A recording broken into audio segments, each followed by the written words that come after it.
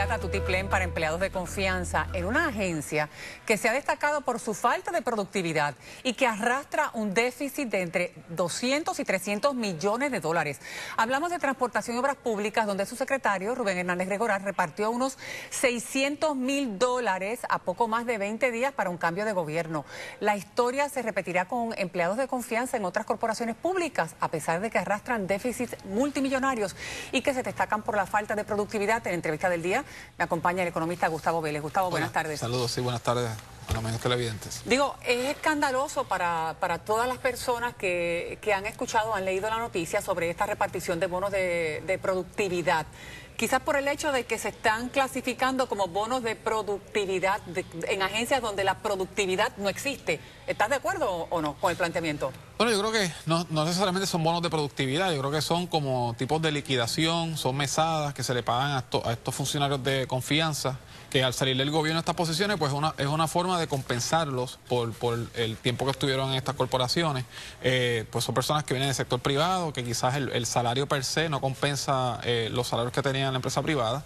Yo lo que creo es que ante la precariedad fiscal que tienen estas corporaciones hay que ser muy juicioso en la cuantía, sea un bono de productividad, sea una mesada, o sea una liquidación, porque número uno, como tú bien señalas, tienen serios problemas fiscales. La Autoridad de Energía Eléctrica, la Autoridad de Acueductos, la propia carretera. Estas corporaciones tienen unas deudas enormes y la ciudadanía no se siente satisfecha con los servicios que da. Así que llamarle bonos de productividad, no estoy de acuerdo con el planteamiento, y yo creo que esto hay que buscar la forma de legislar. Esto es una compensación por los años que tuviste y los que estuviste como empleado de confianza, que tenían unos privilegios que tampoco tenían los demás empleados. Y obviamente hay que pensar eso, que tenían unos privilegios, tenían, ¿verdad?, unos puestos ejecutivos, y obviamente de salida, pues yo creo que es una forma de, como un paracaídas económico, como ocurre en las corporaciones, para que tengan una transición al sector privado. Sí. Bueno, es preocupante el panorama económico.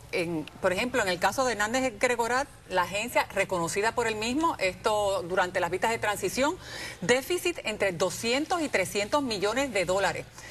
La Autoridad de Acueductos y Alcantarillados reconoce el propio José Ortiz que tiene un déficit en su dependencia que podría ser de 300 millones, pero va más allá y dice que para el mes de enero tendrían que ir a buscar una línea de crédito al Banco Gubernamental de Fomento para poder pagar las operaciones diarias.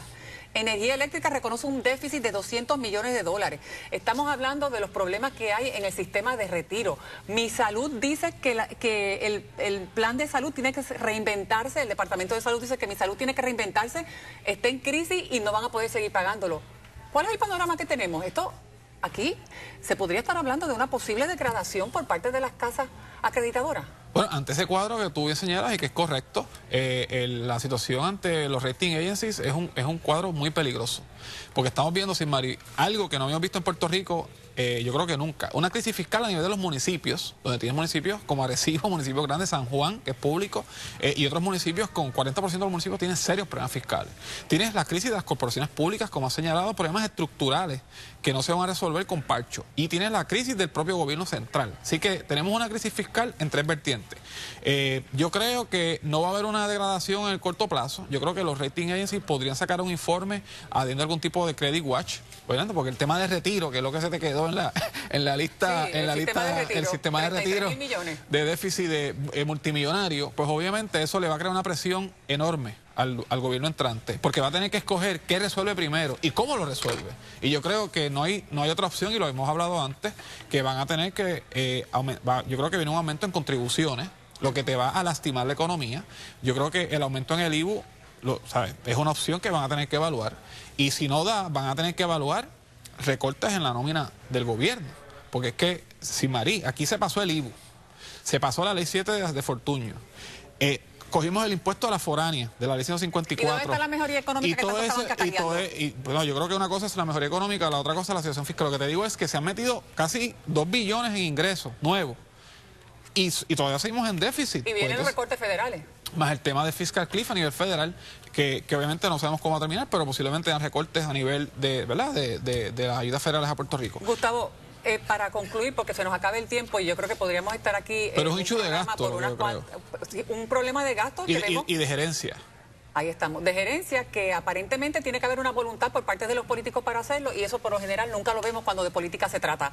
En términos de los nombramientos, Hacienda, Melba Costa, director ejecutivo del Banco Gubernamental de Fomento, Javier Ferrer Fernández, y para presidente de la Junta del Banco Gubernamental de Fomento, David Sheffield. Estas tres personas son claves para poder tratar de alguna manera de poner las finanzas en este país en orden, si es que es posible. A la licenciada Costa la conozco cuando yo estaba en el gobierno simultáneamente con ella. Creo que es una persona de mucho calibre profesional, conoce el gobierno, creo que es importante no venir a improvisar.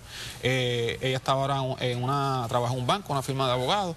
El señor Sheffield pues viene de Banco Popular, así que yo creo que esa combinación es muy buena. No conozco al señor Ferrer, he leído que tiene pues la experiencia profesional, pero ese es el equipo fiscal que tiene que ir ahora a las casas acreditadoras, explicarle lo que tú dijiste, el problema y la solución. O sea, el problema todos lo sabemos. Presentar soluciones. Y yo creo que en el caso de Sheffield, pues obviamente que tiene el peso de que fue el presidente de Banco Popular, pues tiene el bagaje para poder hablarle a las casas acreditadoras, decirle, danos 3 meses, vamos a tener un plan para evitar obviamente la degradación del crédito, que es lo que no queremos. Gracias, Gustavo. Y obviamente no va a ser simpático las medidas que se tomen para ninguno de los ciudadanos. No, aquí no va a haber ninguna solución fácil. Van a ser decisiones políticamente dolorosas, van a impactar a la ciudadanía, pero no hay forma de resolver el problema sin hacerla.